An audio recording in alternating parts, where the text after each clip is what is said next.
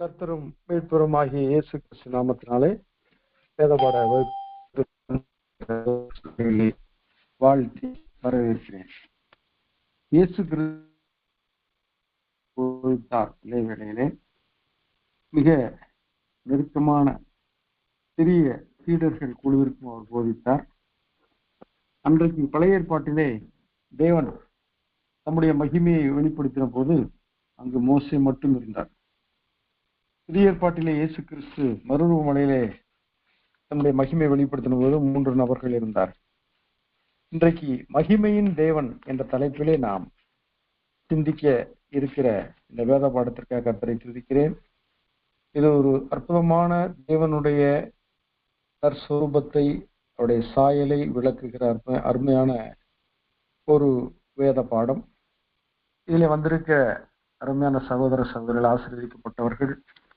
இதை பகிர்ந்து கொள்கிற என்னையும் கர்த்தர் ஆசீர்வதிக்கிறார். கர்த்தருக்கு ஸ்தோத்திரம்.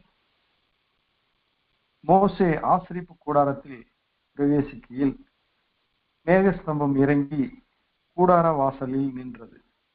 கர்த்தர் மோசேயோடு பேசினார். இன்றைக்கு ஜனங்கள் கடவுளை தேடி போய் கொண்டிருக்கிறார்கள், கடவுளோடு பேசுகிறார்கள், ஆனால் மாறுத்தரம் இல்லை. நம்முடைய தேவனாய கர்த்தர் ஜீவன் உள்ளவர். அவர் மாறுத்தரம் கொடுக்கிறவர் மட்டுமல்ல, நம்மோடு பேசுகிறவர், நம்மை தேடுகிறவர், நம்மை கண்டடைந்து நம்மிலே அகமகிழ்கிறவர். அன்றைக்கு கர்த்தர் இஸ்ரவேல் மக்களை எகிப்தில் நடத்தி வந்த மோசே கூட பேசினார். யாத்திராகமம் 33ஆம் அதிகாரம் 18ஆம் வசனத்துல, அப்பொழுது மோசே, உம்முடைய மகிமையை எனக்கு காண்பித்தருளும் என்றான். ஆண்டவர் பேசும் பொழுது அவன் எதையோ கேட்டிருக்கலாம். ஆனால் கர்த்தர் அவருடைய நாமம், அவருடைய தற்சொரூபம், அவருடைய சாயல், இவைகளிலே ஆர்வம் கொண்டிருக்கிற அவன் இருக்கிறவராகவே இருக்கிறேன் என்பவர் என்னை அனுப்பினார் என்று சொல்லி அனுப்பின பொழுது அவருடைய நாமத்தை அறிந்து கொண்டான். யெகோவா என்னும் நாமத்தை அவன் அறிந்து கொண்டான். இப்பொழுது அவரையே அறிந்து கொள்ளும்படியாக, அவருடைய நாமத்தை மட்டுமல்ல அவரே அறிந்து கொள்ளும்படியாக உம்முடைய மகிமையை எனக்கு காண்பித்தருளும் என்று ஆண்டவரிடத்திலே கேட்கிறார். இந்த மகிமை, குளோரி என்ற வார்த்தைக்கு எபிரேய பதம் கவோட் என்று சொல்லப்பட்டிருக்கிறது. KAVO, கவோட் என்றால்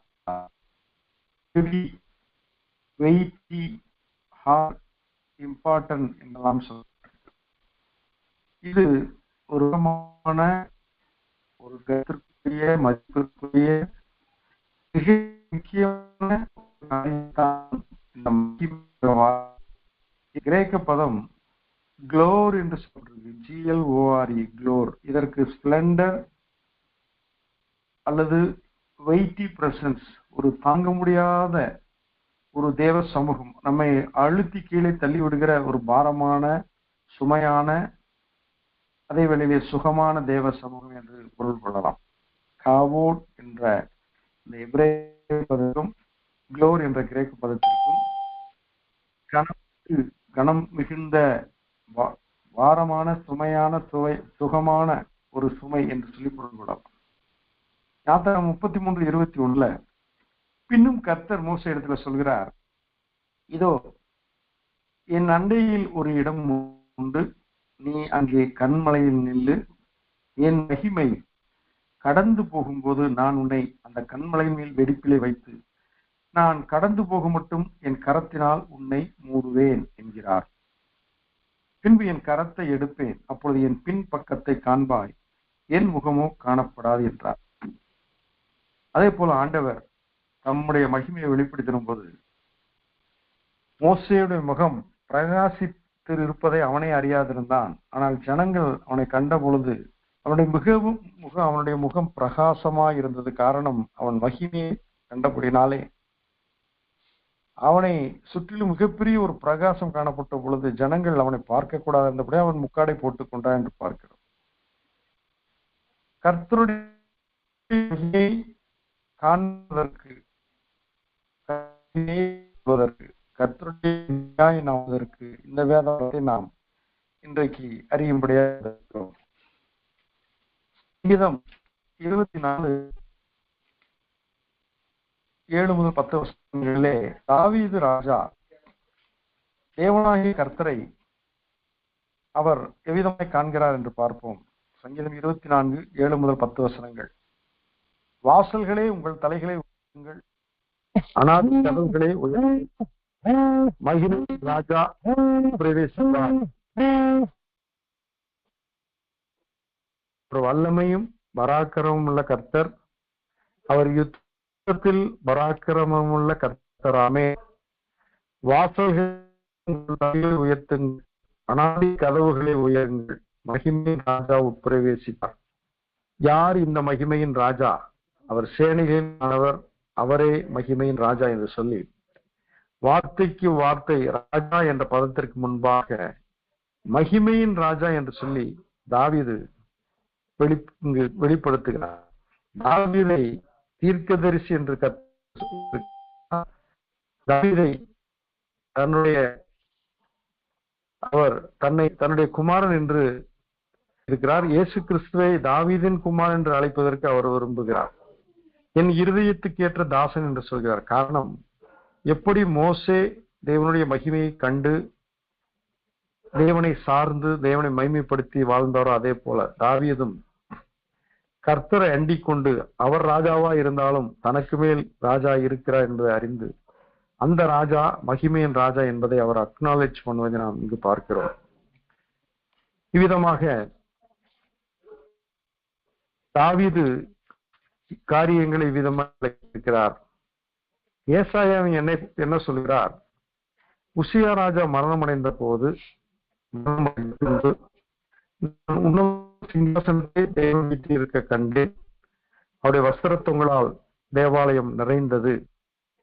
அப்பொழுது சேராபீன்கள் 2 இறக்கைகளால் பறந்து கொண்டு 2 இறக்கைகளால் தங்கள் கால்களை மூடி 2 இறக்கைகளால் ஒருவரை ஒருவர் நோக்கி சேனைகளின் கர்த்தர் பரிசுத்தர் பரிசுத்தர் பரிசுத்தர், பூமி அனைத்தும் அவருடைய மகிமையால் நிறைந்திருக்கிறது என்று கூப்பிட்டு சொன்னார்கள்.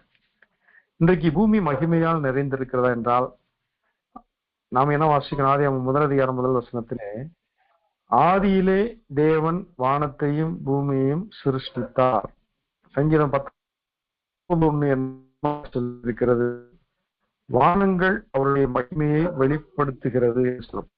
இன்றைக்கு வானத்தை நாம் உயர்ந்து பார்ப்போமானால் அங்கு தேவனுடைய மகிமையை நாம் காண முடியும். சமுத்திரத்தை பார்ப்போமானால் அதிலும் தேவனுடைய மகிமையை காண முடியும். நட்சத்திரங்களையும் சூரியனையும் சந்திரனையும் பார்க்கும் பொழுது அவைகளெல்லாம் தேவனுடைய மகிமையின் படைப்புகளாய் இருக்கிறது. காரணம், அவர் மகிமையான தேவன். மட்டுமல்ல, தாவீது மேலும் சொல்கிறார், சங்கீதம் 97 முதல் 6 வசனங்களிலே, கர்த்தர் ராஜரீகம் பண்ணுகிறார், பூமி பூரிப்பாகி திரளான தீவுகள் மகிழ கடவது, மேகமும் மந்தாரமும் அவரை சூழ்ந்திருக்கிறது, நீதியும் நியாயமும் அவருடைய சிங்காசனத்தின் ஆதாரம், அக்கினி அவருக்கு முன் சென்று சுற்றிலும் இருக்கிற அவருடைய சத்துருக்களை சுட்டரிக்கிறது, அவருடைய மின்னல்கள் பூச்சக்கரத்தை பூமி அதை கண்டது, கர்த்தர்கள் உருகிற்று, சர்வ பூமியினுடைய ஆண்டவரின் உருகி போயிற்று, வானங்கள் நீதியை வெளிப்படுத்துகிறது,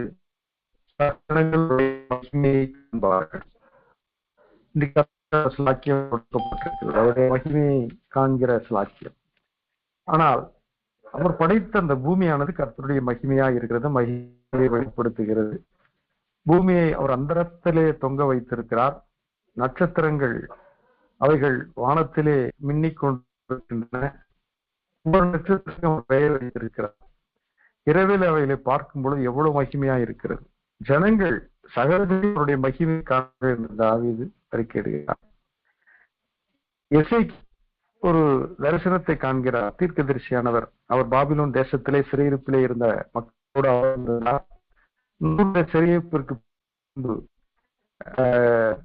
சிறையிருப்பு அவர் அங்கு சென்றவராக இருந்தார். அப்பொழுது தரிசனத்திலே ஜீவன்கள் காணப்பட்டது. அந்த 4 ஜீவன் மேல் காணப்பட்டது.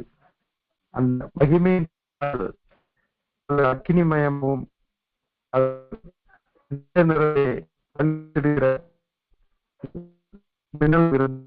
அங்கு சொல்லுகிறார். அது பிரசன்னத்திலே இருக்கிற மகிமை என்று.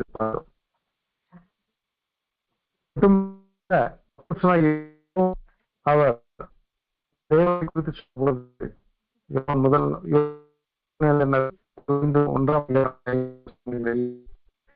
1 இருந்தது, அந்த வார்த்தை தேவனாய் இருந்தது, அவர் ஆதியிலே தேவனோடு இருந்தார், சகலமும் அவர் மூலமாய் உண்டாயிற்று, உண்டானதொன்றும் உண்டாகவில்லை, அவருக்குள் ஜீவன் இருந்தது, அந்த ஜீவன் மனுஷருக்கு ஒளியாயிருந்தது, அந்த ஒளி இருளிலே பிரகாசிக்கிறது, இருளானது அதை பற்றி கொள்ளவில்லை.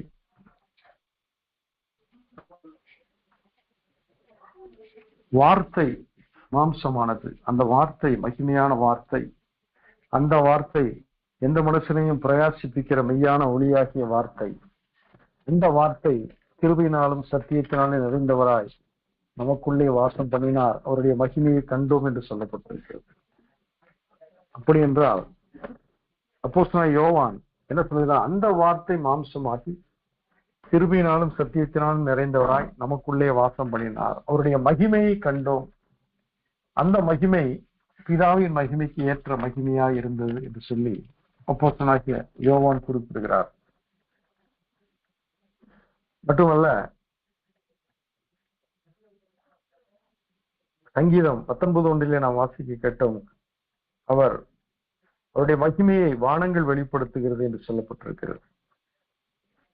எபிரேயர் 2ஆம் அதிகாரம் 6-7 வசனங்களிலே என்ன சொல்லப்பட்டிருக்கிறது என்றால்,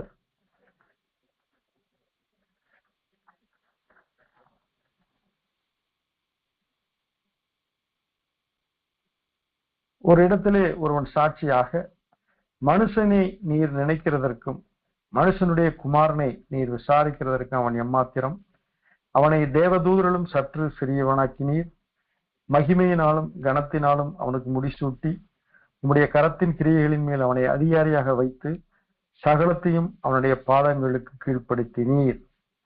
9-10 வசனங்களிலே, என்றாலும் தேவனுடைய கிருபையினால் ஒவ்வொருவருக்காகவும் மரணத்தை ருசி பார்க்கும்படி தேவதூதர்களும் சற்று சிறியதாக்கப்பட்டிருந்த இயேசு மரணத்தை உத்தரித்தது நிமித்தம் மகிமையினாலும் கனத்தினாலும் முடிசூட்டப்பட்டதை காண்கிறோம். ஏனென்றால் தமக்காகவும் தம்மாலே சகலத்தையும் உண்டாக்கினவர் அநேகம் பிள்ளைகளை மகிமையில் கொண்டு வந்து சேர்க்கையில் அவருடைய ரட்சிப்பின் அதிபதியை உபத்திரவங்களை பூர்ணப்படுத்துகிறது அவருக்கு ஏற்றதாய் இருந்தது. அப்படி என்றால் இன்றைக்கு நாம் மகிமையான வாழ்க்கை வாழ்ந்து கொண்டிருக்கிறோமா, மகிமையிலே நாம் இருக்கிறோமா என்பதுதான் நமக்கு முன்பாக வருகிற கேள்வி.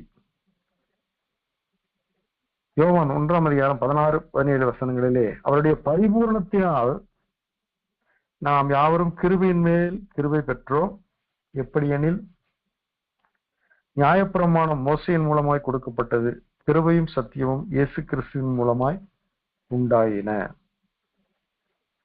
நாம் அவருடைய மகிமையை கண்டோம். அவருடைய மகிமை எங்கே கண்டோம்?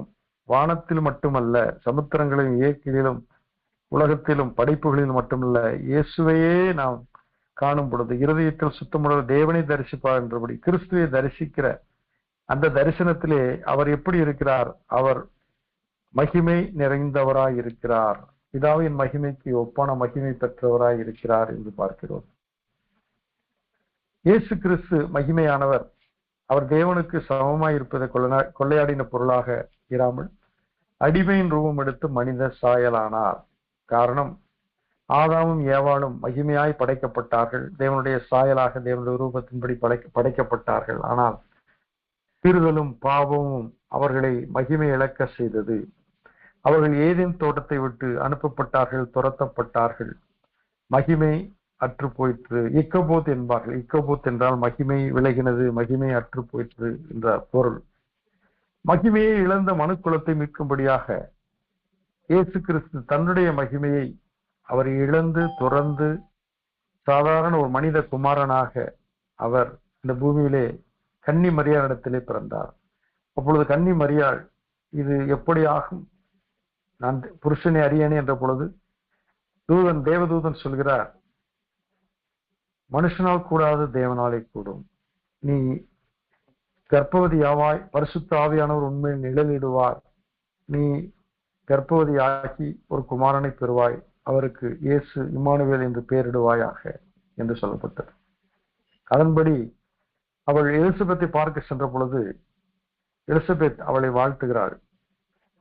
அப்பொழுது கன்னி மரியாளாகிய அந்த அருமையான சகோதரியும் கர்த்தரை துதித்து, என் ஆத்துமா கர்த்தரை மகிமைப்படுத்துகிறது என்று சொல்கிறாள்.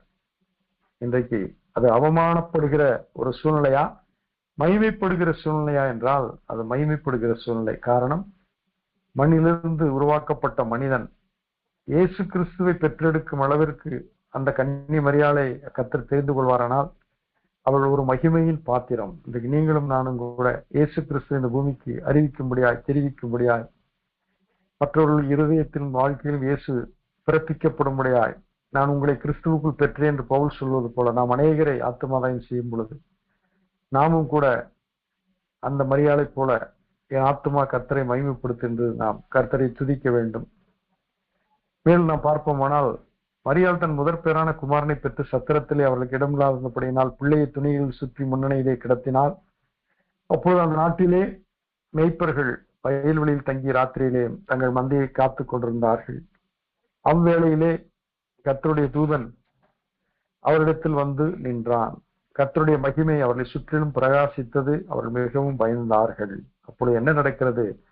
தூதர் சேனை திரள் தோன்றி அங்கு ஒரு துதி, ஒரு கொயர் நடைபெறுகிறது. அது வானத்திலே அந்த தூதர் சேனை பாடுகிறார்கள். அவர்கள் என்ன சொல்லி துதிக்கிறார்கள்? உன்னதத்தில் இருக்கிற தேவனுக்கு மகிமையும், பூமியிலே சமாதானமும், மனிதர் மேல் பிரியமும் உண்டாவதாக, தேவனுக்கு மகிமை உண்டாவதாக என்று சொல்லி துதித்தார்கள். அப்படி என்றால் கிறிஸ்து பிறக்கும் பொழுது அவரை துதிக்கும்படியாக கொடுக்கப்பட்ட வார்த்தை தேவனுக்கே மகிமை. Glory to God என்று நாம் சொல்வோம், அடிக்கடி சொல்வோம். Glory to God, தேவனுக்கே மகிமை. இதுக்கு யாராவது நம்மை புகழுவார்களானால், நமக்கு நன்றி சொல்வார்களானால், உடனடியாக நாம் அந்த மகிமையை நமக்கு எடுக்காதபடிக்கு நாம் கடவுளுக்கு அந்த மகிமை செலுத்தும்படி என்ன சொல்கிறோம்? Glory to God, தேவனுக்கே மகிமை. எங்களுக்கல்ல கர்த்தாவே, எங்களுக்கல்ல, உம்முடைய நாமத்திற்கே மகிமை வர பண்ணும் என்று நாம் சொல்கிறோம். அன்றைக்கு அவ்விதமாக உன்னதத்தில் இருக்கிற தேவனுக்கு மகிமை என்று சொல்லி தூதர்கள் துதித்தார்கள். இயேசு பிறப்பிலே மகிமை இருந்தது. அவர் பிறந்தவுடனே மகிமை வந்தது. அவர் 8ஆம் நாளிலே விருத்திஸ்தானம் பண்ணும்படி சிசுவாக இருந்த பொழுது இயேசுவை தேவாலயத்திற்கு மரியாளும் யோசேப்பும் கொண்டு சென்றார்கள். அங்கு பரிசுத்தாவில் நிறைந்தவனாயும் தேவனுடைய இஸ்ரவேலின் ராஜ்யம் வர காத்திருந்தவனுமான சிமியோன் என்பவன் அங்கு வந்திருந்தான். அவன் ஆவியினால் ஏவப்பட்டு அங்கு வந்தான். அவன் இயேசு என்ற அந்த சிசுவை கண்டவுடனே அவனுக்கு தெரிந்தது. அவன் கையிலே அந்த சிசுவை வாங்கி துதிக்கிறான். லூக்கா 2:30-32 வசனங்களிலே, புறஜாதிகளுக்கு பிரகாசிக்கிற ஒளி, உம்முடைய ஜனமாய் இஸ்ரவேலுக்கு மகிமை, தேவரீர் சகல ஜனங்களுக்கும் முன்பாக ஆயத்தம் பண்ண நம்முடைய ரட்சண்யம், என் கண்கள் இதையெல்லாம் கண்டதே என்று சொல்லி அவன் கர்த்தரை துதிக்கிறான். அப்படி என்றால் தேவனால் தெரிந்து கொள்ளப்பட்ட ஜனத்திற்கு, இஸ்ரவேலுக்கு இயேசு கிறிஸ்து பிறந்தது மகிமை. அவர்கள் இன்றளவும் யூதர்கள், இஸ்ரவேலர்கள் மேசியா வர வேண்டும் வர வேண்டும் என்று சொல்லி அவர்கள் கண்ணீர் வடித்துக் கொண்டிருக்கிறார்கள், செபித்துக் கொண்டிருக்கிறார்கள். ஆனால் இயேசு கிறிஸ்து மகிமையாக அவர் இஸ்ரவேலுக்கு வந்தார் என்பதை அவர்கள் விசுவாசியாக இருக்கிறார்கள். அதற்கான காரணத்தை பின்பு காண்போம். இயேசு கிறிஸ்து வளர்ந்து அவர் 30 வருடங்கள் மரியாள் இருந்த வீட்டிலே அவர் இருந்து அவர்களுக்கு வேண்டிய சேவையை செய்து கொண்டிருந்தார். யோசேப்பு மரணமடைந்து விட்டார். இப்பொழுது மூத்த மகன் என்ற முறையிலே மரியாளுக்கு யோசேப்புக்கு பிறந்த 4 குமாரர்களையும் இன்னும் 3 குமாரத்தைகள் என்கிறார்கள். இவர்களெல்லாம் கண்காணிக்கிற, கவனிக்கிற, அவர்களை ஆதரிக்கிற பொறுப்பு கிறிஸ்து செய்தார். இப்பொழுது அவர் மனுஷகுமாரனாக இருந்தார். அவர் தேவகுமாரனாக வந்த நோக்கத்தை வெளிப்படுத்தும்படியாக அவர் ஊழியத்தை ஒரு திருமண வீட்டிலே தன் ஊழியத்தை தொடங்குகிறார். அந்த வீடு மரியாளுடைய உறவினர் வீடு. அது கானா என்ற ஊரிலே இருந்த ஒரு திருமண வைபவத்திற்கு இயேசுவோடைய சீஷர்களும் அழைக்கப்பட்டிருந்தார்கள். அங்கு தண்ணீரை அவர் திராட்சை ரசமாக மாற்றி தம்முடைய மகிமையை வெளிப்படுத்தினார் என்று வேதம் சொல்லி இருக்கிறது. யோவான் 2:11. இவ்விதமாக இயேசு இந்த முதலாம் அற்புதத்தை கலிலேயாவில் உள்ள கானா ஊரிலே செய்து தம்முடைய மகிமையை வெளிப்படுத்தினார். அவருடைய சீஷர்கள் அவரிடத்தில் விசுவாசம் வைத்தார்கள். மகிமை வெளிப்படும் போது, மகிமை அது பிரத்யட்சமாய் காணப்படும் போது விசுவாசம் ஜனங்களுக்குள் வருகிறது, உருவாகிறது. இன்றைக்கு நீங்களும் நானும் தேவனுக்கு மகிமையாய் இந்த பூமியில வைக்கப்பட்டிருக்கிறோம். நாம் அவருக்கு மகிமையாய் சாட்சியாய் வாழும் பொழுது ஜனங்கள் இயேசுவிடம் விசுவாசம் வைப்பார்கள். இங்கு அப்படியாக இயேசு தம்முடைய மகிமையை வெளிப்படுத்தின உடனே சீஷர்கள் அவரிடத்திலே விசுவாசம் வைத்தார்கள். தம்முடைய மகிமை குறித்து இயேசு என்ன சொல்லி இருக்கிறார் என்பதை நாம் பார்ப்போம். யோவான் 5ஆம் அதிகாரம் 31 முதல் 34 வசனங்களிலே இயேசு கிறிஸ்து சொல்லுகிறார், என்னை குறித்து நானே சாட்சி கொடுத்தால் என் சாட்சி மெய்யாயிராது. என்னை குறித்து சாட்சி கொடுக்கிறவர் வேறொருவர் இருக்கிறார். அவர் என்னை குறித்து கொடுக்கிற சாட்சி மெய்யான சாட்சி என்று அறிந்திருக்கிறேன். இன்றைக்கு மனிதரால் வரும் சாட்சி நமக்கு மகிமையை கொண்டு வருகிறது, மனுஷரால் மகிமை வருகிறது. ஆனால் தேவன் நம்மை குறித்து சாட்சி கொடுப்பாரானால் அது தேவனால் நமக்கு கிடைக்கிற மகிமை. அதைத்தான் இயேசு சொல்கிறார், நான் ஏற்றுக்கொள்கிற சாட்சி மனுஷருடைய சாட்சி அல்ல. மனிதரால் வரும் மகிமையை காட்டிலும் தேவனால் சாட்சியிடப்பட்டு பெறுகிற மகிமை அது சிறந்த மகிமை. யோவான் 5:37 இயேசு சொல்கிறார், என்னை அனுப்பின பிதா என்னை குறித்து சாட்சி கொடுத்திருக்கிறார். நீங்கள் ஒரு காலம் அவர் சத்தத்தை கேட்டதும் இல்லை, அவர் ரூபத்தை கண்டதும் இல்லை. யோவான் 5ஆம் அதிகாரம் 41-44 வசனங்களிலே, நான் மனுஷரால் மகிமையை ஏற்றுக்கொள்கிறதில்லை, உங்களில் தேவ அன்பு இல்லை என்று உங்களை அறிந்திருக்கிறேன். அப்படி என்றால் என்ன சொல்கிறார்? தேவனாலே மாத்திரம் வருகிற மகிமையை தேடாமல் ஒருவரால் ஒருவர் மகிமையை ஏற்றுக்கொள்கிற நீங்கள் எப்படி விசுவாசிப்பீர்கள்? பாருங்கள், விசுவாசம் என்பது தேவனுடைய மகிமை வெளிப்படும் போது மட்டுமே ஜனங்களுக்குள் விசுவாசம் வருகிறது. தேவனுடைய மகிமையை காணாதவர்கள் அவர்கள் விசுவாசிப்பதில்லை. மனிதரால் ஒரு மகிமையை தேடுகிறவர்கள் இயேசு கிறிஸ்துவை விசுவாசிப்பதில்லை. அதனால்தான் யோவான் சொன்னார், அவர் பெருகவும் நான் சிறுகவும் வேண்டும், அவர் மகிமைப்பட வேண்டும் நான் சிறுமைப்பட வேண்டும், அவர் உயர்த்தப்பட வேண்டும் நான் தாழ்த்தப்பட வேண்டும் என்று சொல்லி அவர் செபித்தார். இன்றைக்கு நாமும் கூட எங்களுக்கல்ல கர்த்தாவே, எங்களுக்கல்ல உங்களுடைய நாமத்திற்கே மகிமை வர பண்ணும் என்று வாழும்படியாய் வாழ்த்தும்படியாய் அழைக்கப்படுகிறோம். மேல் வீட்டறையிலே இயேசு கிறிஸ்து 11 சீடர்களோடு இருந்தார். யூதாஸ் கரியோத்து அவன் அனுப்பப்பட்டு விட்டான், அவன் வெளியே போய்விட்டான். அப்பொழுது இயேசு கிறிஸ்து அங்கு சீஷர்களுக்கு நல்ல அருமையான காரியங்களை பகிர்ந்து கொண்ட பின்பு அவர் பிதாவை நோக்கி ஜெபிக்கிறார். 11 சீஷர்கள் கூடியிருக்கிறார்கள். அவர் வானத்துக்கு தன்னுடைய கண்களை ஏறெடுத்து, பிதாவே வேலை வந்தது, நீர் உம்முடைய குமாரனுக்கு தந்தருளின யாவருக்கும் அவர் நித்திய ஜீவனை கொடுக்கும் பொருட்டு மாம்சமான யாவரும் மேலும் நீர் அவருக்கு அதிகாரம் கொடுத்தபடியே உம்முடைய குமாரன் உம்மை மகிமைப்படுத்தும்படிக்கு நீர் உம்முடைய குமாரனை மகிமைப்படுத்தும் என்றார். காரியம் என்ன? ஏன் இயேசு கிறிஸ்து தன்னை மனிதர்கள் மகிமைப்படுத்துவதை விரும்பாதவராயும் பிதா தன்னை மகிமைப்படுத்தும்படியாகவும் கேட்கிறார் என்றால், இயேசு கிறிஸ்து பிதாவால் மகிமைப்பட விரும்பினார், பிதா சாட்சி கொடுக்க விரும்பினார், பிதா கொடுக்கிற சாட்சியினால வரும் மகிமையை அவர் விரும்பினார். அதைத்தான் நாம் இங்கு பார்க்கிறோம். மேலும் அவர் சொல்கிறார், பூமியிலே நான் உம்மை மகிமைப்படுத்தினேன், நான் செய்யும்படி நீர் எனக்கு நியமித்த கிரியையை செய்து முடித்தேன். இன்றைக்கு நாம் இந்த பூமியிலே உருவாக்கப்பட்டு படைக்கப்பட்டு ஆசீர்வதிக்கப்பட்டு இன்றைக்கு கர்த்தருடைய சமூகத்திலே நாம் அகமகிழ்ந்து கொண்டிருப்பதற்கான காரியம், ஒரு நோக்கம் அந்த வாழ்க்கையில உண்டு. நான் ஏன் பிறந்தேன் என்ற கேள்விக்கு நாம் பதில் சொல்லி ஆக வேண்டும். நம்மை ஆண்டவர் ஏன் படைத்தார் என்பதை நாம் அறிந்திருக்க வேண்டும். அவருடைய ஊழியத்திலே பல நிலைகள் உண்டு. உதவிக்காரருடைய ஊழியம் உண்டு.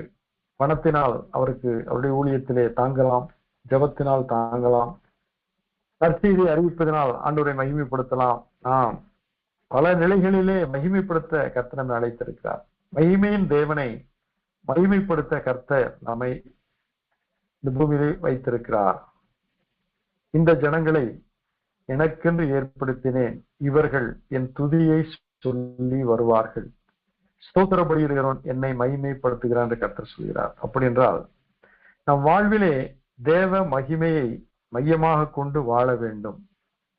நம்முடைய அடிப்படை அழைப்பு இயேசு கிறிஸ்துடைய மகிமையை நம்முடைய வாழ்க்கையிலே பிரதிபலிக்க வேண்டும், பிரகாசமாக வேண்டும். யோவான் ஸ்நானன் எரிந்து பிரகாசிக்கிற விளக்காய் இருந்தான். அவன் வெளிச்சத்திலே கலிகூற நாமும் மனதாயிருந்தோம் என்று சொல்லப்பட்டிருக்கிறது. அப்படி என்றால் அது ஒரு மகிமையான வாழ்க்கை. இன்றைக்கு ஒரு மனிதன் பிறக்கிறான், பின்பு அவன் இறக்கிறான். இறந்தவுடனே சோறுட்டி அடிக்கிறார்கள். மகிமைக்குள் பிரவேசித்தார் பாருங்கள், மகிமைக்குள் பிரவேசித்தார் என்று சோறுட்டியில் அடிக்கிறார்கள். ஆனால் அதில் திருத்தப்பட வேண்டிய ஒரு வார்த்தை, தேவனுக்குள் கிறிஸ்துவுக்குள் மரித்தார் என்பதை வருத்தத்துடன் தெரியப்படுத்திக் கொள்கிறோம் என்கிறார்கள். அதை மகிழ்ச்சியுடன் தெரியப்படுத்திக் கொள்கிறோம் என்பதுதான் சரி. காரணம், மகிமைக்குள் பிரவேசித்தது மகிழ்ச்சியான காரியம். கிறிஸ்துவுக்குள் மரித்தவர்கள் முதலாவது உயிரோடு எழுந்திருப்பார் என்று சொல்லப்பட்டபடினாலே கிறிஸ்துவுக்குள் அவர் நித்திரை அடைந்தார் என்பதை வருத்தத்துடன் தெரிவித்துக் கொள்ளாமல் மகிழ்வுடன் தெரிவித்துக் கொள்வார் என்றுதான் போட வேண்டும். அதுதான் சரியான ஒரு அணுகுமுறை. காரணம், நாம் மகிமைக்கென்று அழைக்கப்பட்டிருக்கிறோம். இதைத்தான் நாம் ஏசாயா 43:21 வாசிக்க கேட்டோம். இந்த ஜனத்தை எனக்கென்று ஏற்படுத்தினேன், இவர்கள் என் துதியை சொல்லி வருவார்கள். சங்கீதம் 50:23 ஸ்தோத்திர பலியிடுவன் என்னை மகிமைப்படுத்துகிறான், தன் வழியை செவைப்படுத்தினவனுக்கு தேவனுடைய ரட்சிப்பை வெளிப்படுத்துவேன். இதை பவுல் எவ்விதமாய் சொல்கிறார் என்றால், தன் வழியை செவைப்படுத்தின சவுல் என்ற அந்த பவுலாகிய வாலிபன் கலாத்தியர் 1:23-24 வசனங்களில் சொல்கிறார், முன்னே துன்பப்படுத்தினவனே தான் அழிக்க தேடின விசுவாசத்தை இப்பொழுது பிரசங்கிக்கிறான் என்பதை மாத்திரம் அவர்கள் கேள்விப்பட்டிருந்து என்னை பற்றி தேவனை மகிமைப்படுத்தினார்கள். சவுல் கமாலியின் பாதப்படியிலே படித்து நியாயப்பிரமாணத்தின்படி குற்றம் சாட்டப்படாதான ஒரு பரிசேயனாக அவன் இருந்தான். ஆனால் கிருபையும் சத்தியமும் அவனை சந்தித்தது. அவனை சந்தித்த பொழுது ஒரு ஒளி சந்தித்தது. அந்த ஒளியை குறித்து பவுல் எழுதுகிறார், அது மகிமையின் பேரொளி என்று எழுதுகிறார். அந்த மகிமையின் ஒளி என்னை சந்தித்தது என்கிறார். அந்த ஒளியானது ஒரு மகிமையான ஒளி என்கிறார். அந்த மகிமையான ஒளி பவுலை மகிமையான மனிதனாக மாற்றிவிட்டது. முன்னே துன்பப்படுத்தினவனே தான் அழிக்க தேடின விசுவாசத்தை இப்பொழுது பிரசங்கிக்கிறான் என்பதை மாத்திரம் அவர்கள், யார் என்றால் யூதேயா சபையார், எருசலேம் சபையார், கேள்விப்பட்டிருந்து என்னை பற்றி தேவனை மகிமைப்படுத்தினார்கள். இன்னைக்கு நம்முடைய வாழ்க்கை கிறிஸ்துவுக்கு முன் கிறிஸ்துவுக்கு பின் என்று பிரிக்கப்பட்டிருக்கிறது. கிறிஸ்துவுக்கு முன் எவ்விதமாய் வாழ்ந்தோம் என்பதல்ல, அது நமக்காக வாழ்ந்தோம், அது சுய மகிமைக்காக வாழ்ந்தோம். இப்பொழுதோ கிறிஸ்துவுக்கு பின் இனி வாழ்வது நான் அல்ல, கிறிஸ்து என்னில் வாழ்கிறார். கிறிஸ்துவுக்குள் நான் பிழைத்திருக்கிறேன், கிறிஸ்து எனக்குள் இருக்கிறார், அவருடைய மகிமை எனக்குள் இருக்கிறது. என்னுடைய வாழ்க்கை ஒரு மகிமையான வாழ்க்கை என்பதை நாம் ஒவ்வொரு நாளும் அக்னாலேஜ் பண்ணி அஃபர்ம் பண்ணி நம்முடைய வாழ்க்கை ஒரு மகிமையான வாழ்க்கையா இருக்க வேண்டும். நம்முடைய வார்த்தைகளும் வாழ்க்கைகளும் கர்த்தருக்கு மகிமையை கொண்டு வர வேண்டும். அதைத்தான் பவுல் சொல்கிறார், என்னை பற்றி தேவனை மகிமைப்படுத்தினார்கள். 1 கொரிந்தியர் 10:31 பவுல் அதை தெளிவாய் சொல்லி இருக்கிறார். நீங்கள் புசித்தாலும் குடித்தாலும் எதை செய்தாலும் அதை தேவனுடைய மகிமைக்கென்றே செய்யுங்கள். அப்படி என்றால் நாம் வாழ்கிற வாழ்க்கையில அடிக்கடி சொல்ல வேண்டிய வார்த்தை glory to God, glory to Jesus என்பதை நாம் அடிக்கடி சொல்ல வேண்டும். வெற்றி வருகிறதா? glory to God. AR Rahman என்ற ஒரு திரைப்பட இசை வல்லுநரை உலகம் கௌரவித்தது. கிராமி அவார்டு என்ற ஒரு அவார்டை அமெரிக்க தேசத்திலே அவருக்கு கொடுத்த உடனே மைக்கு அவர் முன்பாக கொடுக்கப்பட்டது. அவர் பேசின முதல் வார்த்தை, எல்லா புகழும் இறைவனுக்கு என்றார். அவரிடத்திலே உங்களுடைய விருப்பம் என்ன, ஆசை என்ன என்ற பொழுது, இயேசு கிறிஸ்து பூமியை நியாயத்திற்கு வருகிறார், அவரை எப்பொழுது காண்பேன் என்று நான் ஆசையோடு காத்திருக்கிறேன் என்றார்.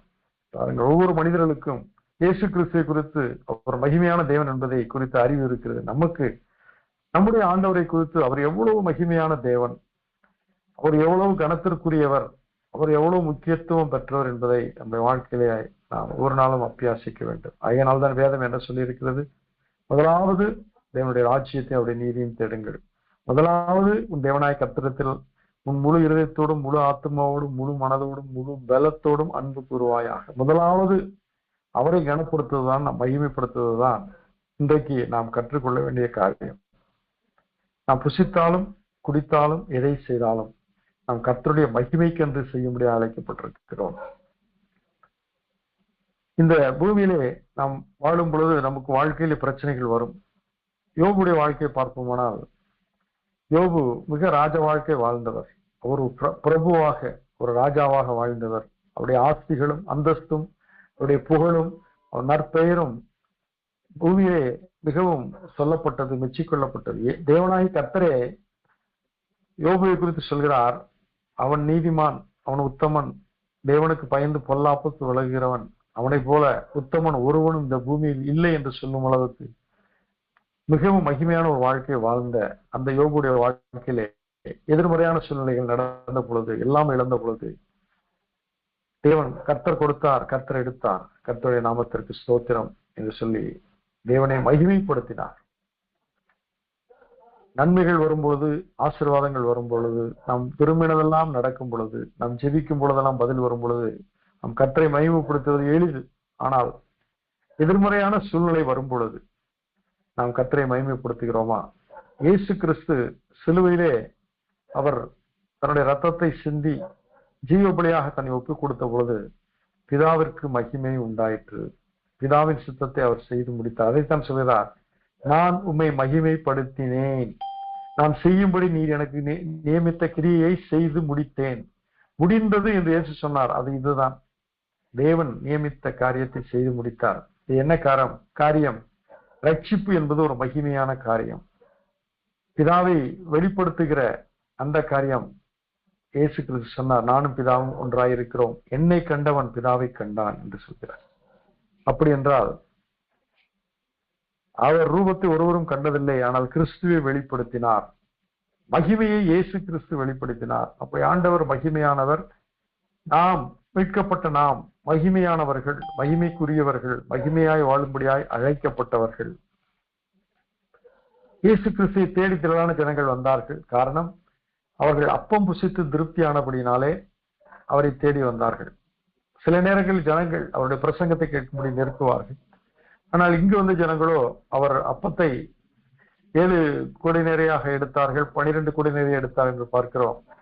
அந்த சம்பவத்தில் இருந்தவர்கள் வந்த பொழுது அவர் அவர்களை பார்த்து சொல்கிறார், தேவனுக்கு ஏற்ற கிரியைகளை நடப்பிக்கும்படி நாங்கள் என்ன செய்ய வேண்டும் என்று ஜனங்கள் அவரை கேட்ட பொழுது இயேசு சொன்னார், அவர் அனுப்பினவரை நீங்கள் விசுவாசிப்பதே தேவனுக்கு ஏற்ற கிரியையாய் இருக்கிறது. இன்றைக்கு நாம் தேவனை மகிமைப்படுத்த வேண்டுமானால் அதிலே மிக முக்கியமான காரியம் அவரை விசுவாசிக்கிற காரியம், அவரை துதிக்கிற காரியம். அவரை விசுவாசிக்கும் பொழுதுதான் அவரை துதிக்க முடியும். அதைத்தான் ரோமர்கள் நிறுவனம் 10ஆம் அதிகாரத்திலே சொல்லப்பட்டிருக்கிறது. அனுப்பப்படாவிட்டால் எப்படி பிரசங்கிப்பார்கள், பிரசங்கிக்காவிட்டால் எப்படி கேள்விப்படுவார்கள், கேள்விப்படாவிட்டால் எப்படி அவரை விசுவாசித்து அவரை ஆராதனை செய்வார்கள், அவரை தொழுது கொள்வார்கள் என்றெல்லாம் சொல்லப்பட்டிருக்கிறது. அப்படி என்றால் அவரை விசுவாசிப்பதே தேவனுக்கேற்ற கிரியை, அவரை விசுவாசிப்பதே தேவனை மகிமைப்படுத்துகிற காரியம்.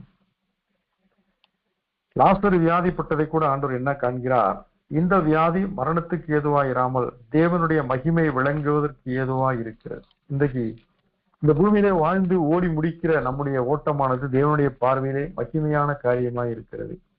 நாம் மரணம் என்கிறோம், தேவன் அதை மகிமை என்கிறார். பாருங்க எவ்வளவு அற்புதமான ஒரு காரியம். பிலிப்பியர் 2:5 முதல் 11 வசனங்களிலே மகிமையான கிறிஸ்து மகிமையை துறந்தவராக நம்மிடத்திலே வர காரியம் என்ன? அவர் நம்மை மகிமைப்படுத்தும்படியாக மனிதனாக வெளிப்பட்டார். கடவுள் எப்படி மனிதன் ஆவார் என்றால் அவர் மகிமையை துறந்தவராக வந்தால்தான் முடியும். சீனாய் மலையிலே தேவனாய் கர்த்தர் எழும்பின பொழுது அந்த மலை புகைந்தது, புகை எழும்பினது, இடி முழக்கங்களும் மின்னல்களும் உண்டாயின, கருமேகங்கள் உண்டாயின. ஜனங்கள் திடுக்கிட்டு பயந்து மோசையை பார்த்து சொன்னார்கள், மோசே நீர் எங்களோடு பேசும், கர்த்தர் எங்களோடு பேசினால் நாங்கள் செத்து போவோம் என்றார்கள். அவருடைய மகிமையை அவர்களால் காண முடியவில்லை. அதே போல மறுரூப மலையிலே இயேசு கிறிஸ்து மகிமைப்பட்ட பொழுது அவருடைய முகம் சூரியனை போல பிரகாசித்தது, அவருடைய வஸ்திரம் எந்த வண்ணானாலும் வெளுக்க கூடாத மிகவும் வெண்மையாக அது பிரகாசித்தது என்று பார்க்கிறோம். சீஷர்கள் அதை கண்டு திடுக்கிட்டு பயந்தார்கள். ஆண்டவர் சொன்னார், இந்த அற்புத நிகழ்வை, இந்த மகிமையான காரியத்தை நீங்கள் ஒருவருக்கும் சொல்ல வேண்டாம். நான் மனுஷகுமாரனாய் சிலுவையிலே தூக்கி தொங்கவிடப்பட்டு உயிர் திறந்த பின்பு தேவகுமாரனாக நான் எழும்புவதை, இந்த மகிமையான காரியத்தை நான் உங்களுக்கு அறிவித்திருக்கிறேன், அதற்கு முன்னோடியான காரியம் என்று சொல்லி இதை ஒரு இடத்தில் நீங்கள் சொல்லக்கூடாது என்று சொன்னார். இதைத்தான் நான் பிலிப்பியர் 2:5 முதல் 11 வசனங்களிலே இயேசு கிறிஸ்து இந்த சிந்தையை உங்களிலும் இருக்க கடவுது, அவர் தேவனுடைய ரூபமாய் இருந்தும் தேவனுக்கு சமமாய் இருப்பதை கொள்ளையாடின பொருளாக எண்ணாமல் தம்மைத்தாமே வெறுமையாக்கி அடிமையின் ரூபம் எடுத்து மனுஷர் சாயலானார். அவர் மனுஷரூபமாய் காணப்பட்டு மரண பரியந்தமும், அதாவது சிலுவையின் மரண பரியந்தமும் கீழ்ப்படிந்தவராகி தம்மை தாமே தாழ்த்தினார். அந்த மகிமையை அவர் துறந்ததுதான் தன்னை தாழ்த்தினதற்கான அடையாளம். சமாரியாவிலே ஒரு கிராமத்திலே இயேசு கிறிஸ்துவையும் அவருடைய சீஷர்களையும் ஏற்பதற்கு அந்த மக்கள் மறுத்த பொழுது செபதேயின் குமாரராகிய யாக்கோபும் யோவானும் இயேசுவிடம் ஒரு வேண்டுதல் வைத்தார்கள். ஆண்டவரே, எங்களுக்கு நீர் கட்டளையிடும், நாங்கள் எலியாவை போல வானத்திலிருந்து அக்கினி இறக்கி இவர்களெல்லாம் அழித்து விடும்படியா எங்களுக்கு கட்டளையிடும் என்று சொல்லி இயேசுவிடம் வேண்டினார்கள். அப்போது இயேசு சொன்னார், நீங்கள் என்ன ஆவியை பெற்றீர்கள்? நான் பட்சிப்பதற்காக வரவில்லை, ரட்சிப்பதற்காக வந்தேன், அழிப்பதற்காக வரல, காப்பதற்காக, மீட்பதற்காக வந்தேன் என்று சொல்கிறார். அவ்விதமாக தன்னை தாழ்த்தினார். ஆதலால் தேவன் எல்லாவற்றுக்கும் மேலாக அவரை உயர்த்தி மகிமைப்படுத்தி இயேசுவின் நாமத்தில் வானோர், பூதலத்தோர், பூமியின் கீழானோருடைய முழங்கால் யாவும் முடங்கும்படிக்கும் பிதாவாகிய தேவனுக்கு மகிமையாக இயேசு கிறிஸ்து கர்த்தர் என்ற நாவுகள் யாவும் அறிக்கை பண்ணும்படிக்கும் எல்லா நாமத்திற்கும் மேலான நாமத்தை தந்தருளினார். That every tongue should confess that Jesus Christ is Lord to the glory of God the Father. தேவனுக்கு மகிமையாக, பிதாவாகிய தேவனுக்கு மகிமையாக இயேசு கிறிஸ்துவே கர்த்தர் என்று நாவுகள் யாவும் அறிக்கை பண்ணும். இன்றைக்கு இயேசு கிறிஸ்துவை அறிக்கை பண்ணாத விசுவாசிக்காத மக்கள் யாவரும் அவர் மகிமையாக வெளிப்படும் பொழுது யாவரும் முழங்கால் படியிடுவார்கள், நாவு யாவும் அறிக்கை செய்யும். அவரை மறுதலித்தவர்கள், அவரை மறுத்தவர்கள், அவர் ஏற்றுக்கொள்ள முடியாது என்று விரும்பு பாராட்டினவர்கள், தேவன் இல்லை என்று சொன்னவர்கள் யாவரும் முழங்கால் படியிடுவார்கள், அவருடைய நாவுகள் யாவும் அறிக்கை செய்யும். அப்பொழுது பிதாவாகிய தேவனுக்கு மகிமை உண்டாகும் என்று சொல்லப்பட்டிருக்கிறது. எதிரே 2ஆம் அதிகாரம் 6-7 வசனங்களிலே இதை குறித்து நாம் பார்க்கிறோம். மனுஷனை நீர் நினைக்கிறதற்கும் மனுஷனுடைய குமாரனை நீர் விசாரிக்கிறதற்கும் அவன் எம்மாத்திரம்? அவனை தேவதூரிலும் சற்று சிறியவனாக்கினீர், மகிமையினாலும் கனத்தினாலும் அவனுக்கு முடிசூட்டி உம்முடைய கரத்தின் கிரியலின் மேல் அவனை அதிகாரியாக வைத்து சகலத்தையும் அவனுடைய பாதங்களுக்கு கீழ்ப்படுத்தினீர். என்றாலும் தேவனுடைய கிருபையினால் ஒவ்வொருவருக்காகவும் மரணத்தை ருசி பார்க்கும்படிக்கு தேவதூதரிலும் சற்று சிறியவராக்கப்பட்டிருந்த இயேசு மரணத்தை உத்தரத்தின் நிமித்தம் மகிமையினாலும் கனத்தினாலும் முடிசூட்டப்பட்டதை காண்கிறோம். மரணத்தை உத்தரித்ததினால் அவர் மகிமையினாலே கனத்தினாலே முடிசூட்டப்பட்டார். அநேகம் பிள்ளைகளை மகிமையில் கொண்டு வந்து சேர்க்கையில் அவருடைய ரட்சிப்பின் அதிபதியை உபத்திரவங்களினாலே பூர்ணப்படுத்துகிறது அவருக்கு ஏற்றதா இருந்தது. திரும்ப அவர் மகிமையினாலே முடிசூட்டப்பட்டார் என்று சொல்லப்பட்டிருக்கிறது. பாருங்கள், கர்த்தர் மகிமையானவர். அவருடைய மகிமை பிதாவுக்கு ஏற்ற மகிமை. அவர் ஆதியிலே பிதாவோடு இருந்த அந்த மகிமை, அந்த மகிமையை திரும்ப கிறிஸ்து இயேசுவுக்கு தரப்படுகிறது.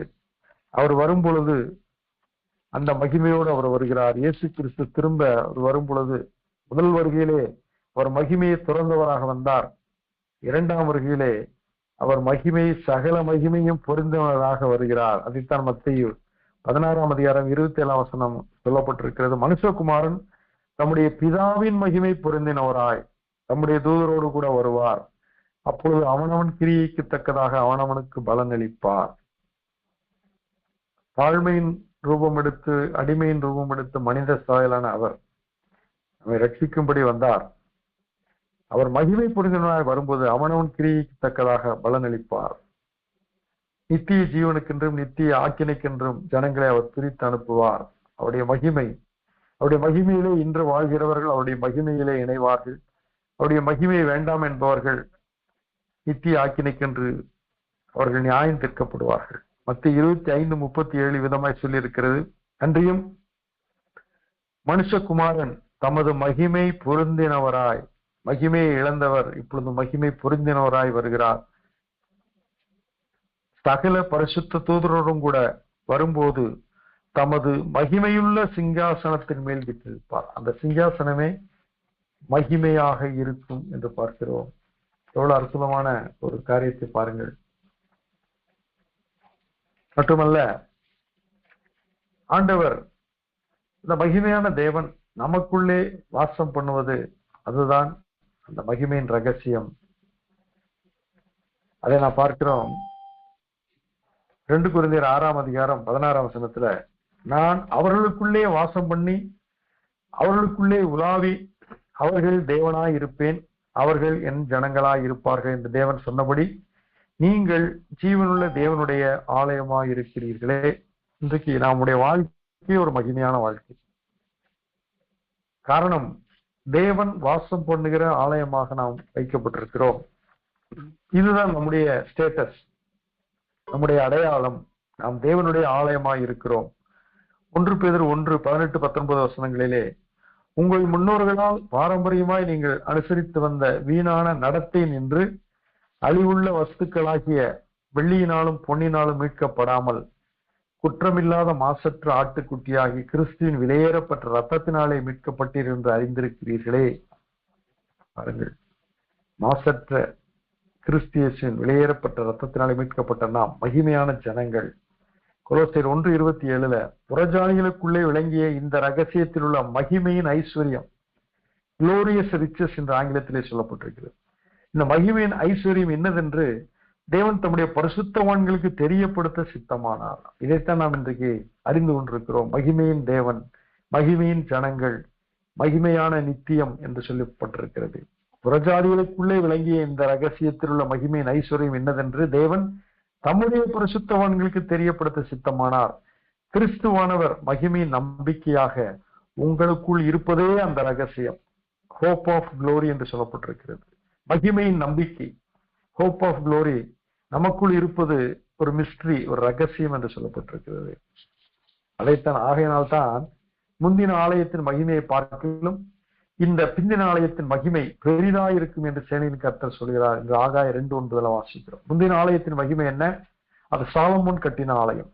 சாலமோன் கட்டின ஆலயம் 7 வருடங்கள் 12 கோத்திரங்களும் இணைந்து தாவீது சவதரித்த விலையேறப்பட்ட கற்கள், மரங்கள், விளைவிந்த ரத்தினங்கள், மாணிக்கங்கள், சுனீரம், மரகதம், ரத்தினங்கள், இன்னும் வைடூரியம், இன்று பலவிதமான விலையுயர்ந்த கற்களாலும் பொன் வெள்ளி போன்ற விலை உயர்ந்த உலோகங்களாலும் அந்த தேவாலயம் கட்டப்பட்டு பிரதிஷ்டை செய்யப்பட்ட பொழுது தேவனுடைய மகிமை அந்த ஆலயத்தை நிரப்பிற்று என்று சொல்லப்பட்டிருக்கிறது. அதே வழியில் ஆண்டவர் சொன்னார், இந்த இடத்திலே, இந்த ஸ்தானத்திலே, இந்த ஸ்தலத்திலே செய்யப்படும் ஜபத்திற்கு என் கண்கள் திறந்தவைகளும் என் செவிகள் கவனிக்குள்ளுமாய் இருக்கும். ஆனால் அதே வேளையிலே நீங்கள் என் கற்பனைகளையும் என் கட்டளைகளையும் கை கொள்ளாமல் கீழ்ப்படியாமல் முரட்டாட்டம் செய்தால் என் சமூகத்தை இந்த ஆலயத்தை விட்டு எடுத்து போடுவேன். அப்பொழுது இந்த ஆலயம் மகிமையை இழந்து விடும், இந்த ஆலயம் இடிக்கப்பட்டு போகும். இதை கடந்து போகிறவர்கள் ஊசலிடுவார்கள், விசிலடிப்பார்கள், கேலி பண்ணுவார்கள், பரியாசம் பண்ணுவார்கள். அது முந்தின ஆலயம். அதைத்தான் ஆண்டவர் சொல்கிறார் இங்கே ஆகாயம் 2:9 முந்தின ஆலயத்தின் மகிமையை பார்க்கிறோம், இந்த பிந்தின ஆலயத்தின் மகிமை பெரிதாய் இருக்கும் என்று சேனைகளின் கர்த்தர் சொல்கிறார். அப்படி என்றால் நம்முடைய வாழ்க்கையிலே தேவன் மகிமை மேல் மகிமை அடையும்படியா வைத்திருக்கிறார். மகிமை மேல் மகிமை அடைந்த எப்படி நாம் கிருபை மேல் கிருபை பெற்றோமோ அதே போல கிறிஸ்து இயேசுவுக்குள் வந்த நாம் மகிமைப்படுத்தப்பட்ட ஜனங்களாக இருக்கிறோம். இந்த மகிமை பெரிய மகிமையாய் மகிமை மேல் மகிமை அடைகிற வாழ்க்கையாய் இருக்கிறது. அதற்கு நாம் கீழானவைகள் அல்ல மேலானவைகளை நாட வேண்டும், பூமிக்குரியவர்கள் அல்ல ஆவிக்குரியவர்களை நாட வேண்டும், மாம்சத்துக்குரியவர்கள் அல்ல ஆவிக்குரிய காரியங்களே கவனம் செலுத்த வேண்டும். ரோமர் 8 தெளிவாக சொல்லப்பட்டிருக்கிறது, எவர்கள் தேவனுடைய ஆவினால் நடத்தப்படுவார்கள் தேவனுடைய புத்திரர்கள். ஆவிக்குரியவன் ஆவிக்குரியவை சிந்திப்பான், மாம்சத்துக்குரியவன் மாம்சத்துக்குரியதை சிந்திப்பான். நீங்கள் ஆவியினாலே சரீரத்தின் செய்கைகளை அழித்தால் பிழைப்பீர்கள் என்று சொல்லப்பட்டிருக்கிறது. இந்த மாம்சத்தை உலகத்தை மேற்கொள்வதற்கு ரோமருக்கு எழுத நிருபம் மிக தெளிவான அற்புதமான ஒரு நிருபம்.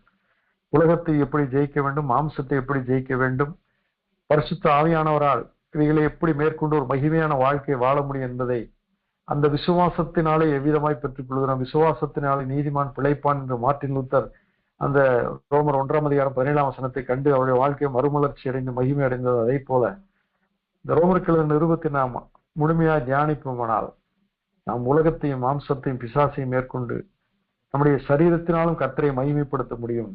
அதைத்தான் வேதம் என்ன சொல்லியிருக்கிறது, உங்கள் சரீரங்களினாலும் தேவனை மகிமைப்படுத்துங்கள். நாம் துதிப்பதினாலும் கிறிஸ்துவுக்கு மகிமையை வாழ்வதனாலும் தேவனுக்கு மகிமை உண்டாகிறது என்று பார்க்கிறோம். மட்டுமல்ல, வெளிப்படுத்தின விசேஷம் 21ஆம் அதிகாரம் முதல் 7 வசனங்களிலே இந்த பிந்தின ஆலயம் எவ்விதமாய் இருக்கிறது என்று அப்போஸ்தலனாகிய யோவானுக்கு கர்த்தர் வெளிப்படுத்தி இருக்கிறார். அந்த பிந்தின ஆலயம் என்பது நம்மைத்தான் குறிக்கிறது. நீங்களே தேவனுடைய ஆலயமாய் இருக்கிறீர்கள், தேவன் உங்களில் வாசம் பண்ணுகிறார் என்பதை நீங்கள் அறியீர்களா என்று சொல்லப்பட்டிருக்கிறது. ஆகையினால் தேவனுடைய ஆலயத்தை ஒருவன் கெடுத்தால் தேவன் அவனை கெடுப்பார் என்று சொல்லப்பட்டிருக்கிறது. அப்படி என்றால் நாம் பொன்னினாலே மீட்கப்படவில்லை, ஆனால் வெளியேறப்பெற்ற இயேசு கிறிஸ்து ரத்தத்தினாலே மீட்கப்பட்டோம் என்று சொல்லி நாம் வாசிக்க கேட்டோம். உங்கள் முன்னோர்களால் பாரம்பரியமாய் நீங்கள் அனுசரித்து வந்த வீணான நடத்தை நின்று அழிவுள்ள வஸ்துக்களாகிய வெள்ளியினாலும் பொன்னினாலும் மீட்கப்படாமல் குற்றமில்லாத மாசற்ற ஆட்டுக்குட்டியாகிய கிறிஸ்துவின் வெளியேறப்பட்ட ரத்தத்தினாலே மீட்கப்பட்டீர்கள் என்று அறிந்திருக்கிறீர்களே. இந்த அறிவு நமக்கு வேண்டும். கர்த்தரை அறிகிற அறிவு வேண்டும். ஒன்றான மெய்தேவனாகிய உண்மையும் நீர் அனுப்பினவராகிய இயேசு கிறிஸ்துவும் அறிவதே நித்திய ஜீவன் என்று யோவான் 17:3 வாசிக்கிறபடி நம்முடைய வாழ்க்கையிலே நித்திய ஜீவன் என்பதை இந்த பூமியிலே நாம் அனுபவிக்க வேண்டும். அவரே அறிகிற அறிவிலே வளர வேண்டும். அதைத்தான் பிலிப்பியர் நிருபத்திலே பவுல் சொல்கிறார். அவரை அறியும் அறிவுக்காக, ஒரு உயிர்த்தெழும் வல்லமையை அறிவதற்காக, அவருடைய பாடுகளின் ஐக்கியத்தை உணர்வதற்காக எனக்கு லாபமா இருந்த எல்லாவற்றையும் நஷ்டம் என்று விட்டேன், குப்பை என்று எண்ணுகிறேன். நான் பின்னானவைகளை மறந்து முன்னானவைகளை நாடி லக்கை நோக்கி ஓடுகிறேன், தொடர்கிறேன். பின்னானவைகள் என்ன? இந்த பூமிக்குரியவர்கள், அழிந்து போகிறவர்கள், அநித்தியமானவர்கள். முன்னானவைகள் என்ன? நித்தியமானவர்கள், மகிமையானவைகள், மகிமையின் தேவன், மகிமையான வாழ்க்கை. ஒவ்வொரு மனிதனும் இந்த பூமியிலே தன் ஓட்டத்தை ஓடி முடிக்கும் பொழுது அதை மகிழ்ச்சியோடு முடிக்கும்படியாக ஒரு மகிமையான வாழ்க்கை வாழ கர்த்தர் நம்மை அழைக்கிறார். இங்கு வெளிப்படுத்தின விசேஷம் 21ஆம் அதிகாரம் முதல் 7 வசனங்களிலே பிந்தின ஆலயம் எப்படி இருக்கும், பிந்தின ஜனங்கள், பிந்தின தேவனால் மீட்கப்பட்ட மக்கள் எவ்விதமாய் இருப்பார்கள் என்று சொல்லி இங்கு சொல்லப்பட்டிருக்கிறது. என்ன பார்க்கிறோம்? பின்பு நான் புதிய வானத்தையும் புதிய பூமியையும் கண்டேன். முந்தின வானமும் முந்தின பூமியும் ஒளிந்து போயின, சமுத்திரமும் இல்லாமற் போயிற்று. வேதம் என்ன சொல்லி இருக்கிறது? காண்கிறவைகள் அநித்தியமானவைகள், காணப்படாதவைகள் நித்தியமானவைகள். இயேசு கிறிஸ்து அதைத்தான் தோமாவிடத்திலே சொன்னார். ஒருவன் காண்கிறதை நம்ப வேண்டியது என்ன, காணாததை விசுவாசிக்கிறவனே பாக்கியவான் என்று சொன்னார். இன்னைக்கு புதிய வானம் புதிய பூமி நமக்கு வாக்கு கொடுக்கப்பட்டிருக்கு. இயேசு சொன்னார், நான் போய் உங்களுக்காக ஒரு ஸ்தலத்தை ஆயத்தம் பண்ணின பின்பு நான் உங்களை என்னிடத்திலே சேர்த்துக் கொள்வேன். என் பிதாவின் வீட்டில் அநேக வாசஸ்தலங்கள் உண்டு என்று சொன்னார். அந்த மகிமை நிறைந்த அந்த இடத்திற்கு நம்மை நித்திய நித்தியமாய் கொண்டு சேர்த்து மகிமையிலே வாழும்படியாக கர்த்தர் விரும்புகிறார். ஆகையினால்தான் இன்றைக்கு அவர் மகிமையின் தேவனாக வெளிப்படுகிறார். மகிமையான கிறிஸ்துவ வாழ்க்கையை நமக்கு வைத்திருக்கிறார். நம்மை எல்லாம் மகிமையின் ஜனங்கள் என்று பிரகடனம் செய்திருக்கிறார். நம்மை அவர் முத்தரித்திருக்கிறார், பரிசுத்த ஆவியினாலே முத்தரித்திருக்கிறார். நம்மை உலகமோ சாத்தானோ மாம்சமோ கரைப்படுத்தி விடாதபடிக்கு, அழித்து விடாதபடிக்கு நம்மை சுற்றிலும் ஒரு வேலி, ஒரு கவசம், ஒரு கோட்டையாக வைக்கப்பட்டிருக்கிறது. உன்னதமானவரின் உயர் மறைவில் இருக்கிறவன் சர்வ வல்லவருடைய நிலையில் தங்குவான் என்று சொல்லப்பட்டிருக்கிறது. அவர் நமக்கு கோட்டை, அவர் நமக்கு துருகம், அவர் நமக்கு கேடகம், அவர் நம்முடைய நம்பிக்கை, அவர் நமக்கு பறந்து காக்கிற பட்சி போல நம்ம மேல் பட்சமாய் இருக்கிறார், பாதுகாக்கிறார். நம்முடைய மகிமை இழந்து விடாதபடி அவர் வைத்திருக்கிறார். மகிமையான வாழ்க்கையை சிம்சோனுக்கு கர்த்தர் கொடுத்தார். ஆனால் அவன் விளையாட்டுத்தனமாக வேடிக்கை செய்வதிலும் உணவு உண்பதிலும் அவன் சென்சுவல் பிளஷரிலும் அதிகமாக தன்னை ஈடுபடுத்தி அந்த மகிமையை இழந்து போனான். ஆனால் தாவீது அவன் தேவனாலே அவரை அண்டிக் கொண்டவனாக, அவரை தேடுகிறவனாக, அவரை மகிமைப்படுத்த இருந்த போது தாவீதை கர்த்தர் மிகவும் ஆசீர்வதித்தார் என்று பார்க்கிறோம். இன்றைக்கு நாம் அதைத்தான் பார்த்தோம். புதிய வானத்தையும் புதிய பூமியும் நான் கண்டேன், முந்தின வானமும் முந்தின பூமியும் ஒளிந்து போயின. இன்றைக்கு நான் காணாத அந்த மகிமையான காரியங்கள், நிலைத்திருக்கிற காரியங்கள், அது புதிய வானம் புதிய பூமியாக இங்கு காட்டப்படுகிறது. மட்டுமல்ல, யோவானாகிய நான் புதிய எருசலேம் ஆகிய பரிசுத்த நகரத்தை தேவனிடத்திலிருந்து பரலோகத்தை விட்டு இறங்கி வர கண்டேன். அது தன் புருஷனுக்காக அலங்கரிக்கப்பட்ட மணவாட்டியை போல ஆயத்தமாக்கப்பட்டிருந்தது. திருமண வைபவத்திலே மகிமையாக காட்சி அளிப்பவர்கள் அந்த மணமகனும் மணமகளும் தான். அவ்வளவு ஒப்பனைகள், அவ்வளவு அலங்காரங்கள், அவ்வளவு ஆடை ஆபரணங்கள் அங்கு கொடுக்கப்பட்டு ஒரு மகிமையான காட்சியை திருமண வைபவத்திலே நாம் காண்கிறோம். அவளை சுற்றிலும் பிரகாசமான வெளிச்சங்களும் அவருடைய சுற்றிலும் திரளான மக்களும் இருந்து அந்த 2 பேரை மையப்படுத்தி மகிமைப்படுத்தி இருப்பார்கள். ஆனால் இங்கு என்ன பார்க்கிறோம்? தன் புருஷனுக்காக அலங்கரிக்கப்பட்ட ஒரு குளோரியஸ் ஒரு மணவாட்டியை நாம் இங்கு பார்க்கிறோம். மேலும் பரலோகத்திலிருந்து உண்டான ஒரு பெரும் சத்தத்தை கேட்டேன். அது இதோ மனுஷர்கள் இடத்திலே தேவனுடைய வாசஸ்தலம் இருக்கிறது, அவர்களிடத்திலே அவர் வாசமாய் இருப்பார், அவர்களும் அவருடைய ஜனங்களாய் இருப்பார்கள், தேவன் தாமே அவர்களுடைய கூட இருந்து அவருடைய தேவனாய் இருப்பார். இது ஏற்கனவே நாம் 2 கொரிந்தியர் 6ஆம் அதிகாரத்தில் வாசிக்கிறோம். நான் அவர்களுக்கு உள்ளாதே அவர்கள் தேவனாய் இருப்பேன், அவர்களின் ஜனமாய் இருப்பார் என்று கர்த்தர் வாக்கு பண்ணினார். இன்றைக்கு நம் நடுவிலே அவர் இருக்கிறார், நமக்குள்ளே அவர் வாசம் பண்ணி கொண்டிருக்கிறார், நமக்குள் இருக்கிறார். இந்த காரியத்தை நாம் மறந்துவிடக்கூடாது. அவர் சொன்ன வாக்கு என்ன? அவருக்கு இம்மானுவேல் என்று பெயரிடுவாயாக. இம்மானுவேல் என்றால் தேவன் நம்மோடு இருக்கிறார். இந்த மகிமையின் தேவன் நமக்குள்ளா இருக்கிறார். ஏன்? நம்மை அவர் மகிமையா இந்த பூமியில வைத்திருப்பதற்கும் வாழ வைப்பதற்கும் அவர் வைத்திருக்கிறார். மேலும் அவருடைய கண்ணீர் யாவையும் தேவன் துடைப்பார். இனி மரணமும் இல்லை, துக்கமும் இல்லை, அலறுதலும் இல்லை, வருத்தமும் இல்லை, முந்தினவைகள் ஒளிந்து போயின என்று விடமினது. இதுதான் ஒரு மகிமையான வாழ்க்கை. மகிமையான வாழ்க்கையிலே கண்ணீர் துடைக்கப்படும். அங்கு மரணத்துக்கு அதிகாரம் இல்லை, அங்கு துக்கத்துக்கு அதிகாரம் இல்லை. ஆண்டவர் அதைத்தான் சொன்னார், உங்கள் துக்கம் சந்தோஷமாய் மாறும். கவலைப்படுவதனால் எவன் தன் சரீரம் அளவில ஒரு முகத்தை கூட்டுவான்? ஆகாயத்து பறவைகளை கவனித்து பாருங்கள், காட்டு புஷ்பங்களை கவனித்து பாருங்கள் என்றெல்லாம் சொல்லி துக்கப்படாதீர்கள், கவலைப்படாதீர்கள் என்று சொல்கிறார். கர்த்தருக்குள் மகிழ்ச்சியா இருப்பது உங்களுடைய பலன் என்று வேதம் சொல்லி இருக்கிறது. கர்த்தருக்குள் மனம் மகிழ்ச்சியாயிரு, அவர் உன் இருதயத்தின் வேண்டுதல் உனக்கு அருள் செய்வார் என்று சொல்லப்பட்டிருக்கிறது. எகேமியா 8:10 என்ன வாசிக்கிறோம்? இந்த நாள் கர்த்தருடைய நாள், இதில் நீங்கள் விசாரப்பட வேண்டாம், கர்த்தருக்குள் மகிழ்ச்சியா இருப்பதே உங்களுடைய பலன் என்று சொல்லப்பட்டிருக்கிறது. அலறுதல் இல்லை, வருத்தமும் இல்லை, முந்தினவைகள் ஒளிந்து போயின, மகிமையற்ற காரியங்கள் மறைந்து போயின. எல்லாம் மகிமையான காரியங்கள். சிங்காசனத்தின் மேல் வீற்றிருந்தவர், இதோ நான் சகலத்தையும் புதிதாக்குகிறேன் என்றார். பின்னும் அவர், இந்த வசனங்கள் சத்தியமும் உண்மையுமானவைகள், இவைகளை எழுது என்றார். பாருங்கள், சகலத்தையும் கர்த்தர் புதிதாக்குகிறார். இருளை நீக்குகிறார், வெளிச்சம் உண்டாக்குகிறார். அசுத்தங்களை நீக்குகிறார், பரிசுத்தமாக்குகிறார். பசியை போக்குகிறார், பசி இல்லாத ஒரு காலத்துக்குள்ளாய் கொண்டு வருகிறார்.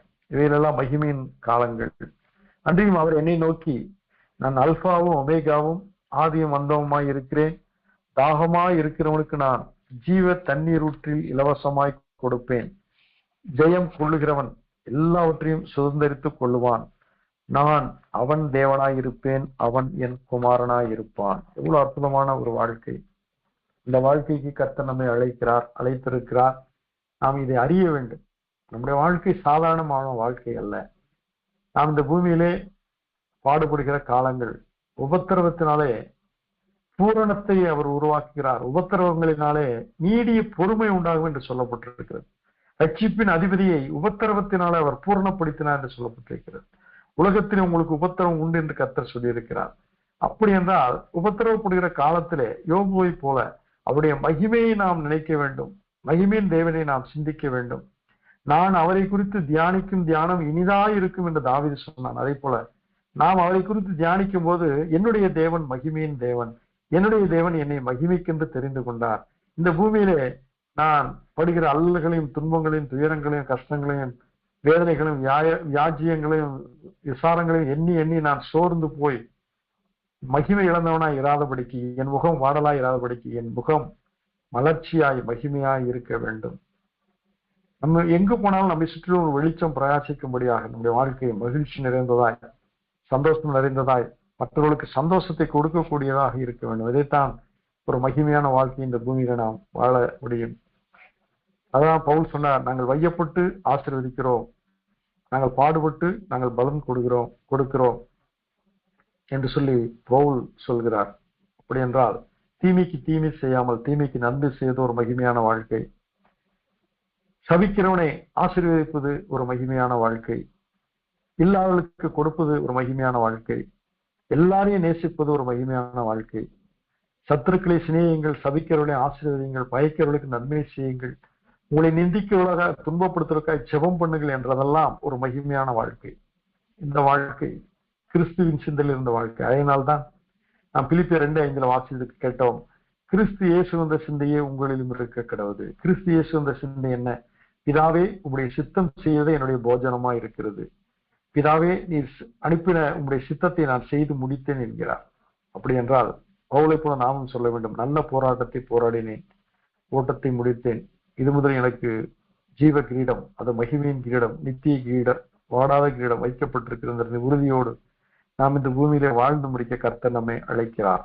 ஆகினால் மகிமையின் தேவனாகிய பிள்ளைகளுடைய நாம் இந்த பூமியிலே மகிமையாய் வாழ்வோம், மலர்ச்சியாய் வாழ்வோம், மகிழ்ச்சியாய் வாழ்வோம். கர்த்தர் நம்மை ஆசீர்வதிப்பார். இத்துடன் வேத பாடம் நிறைவுற்றது.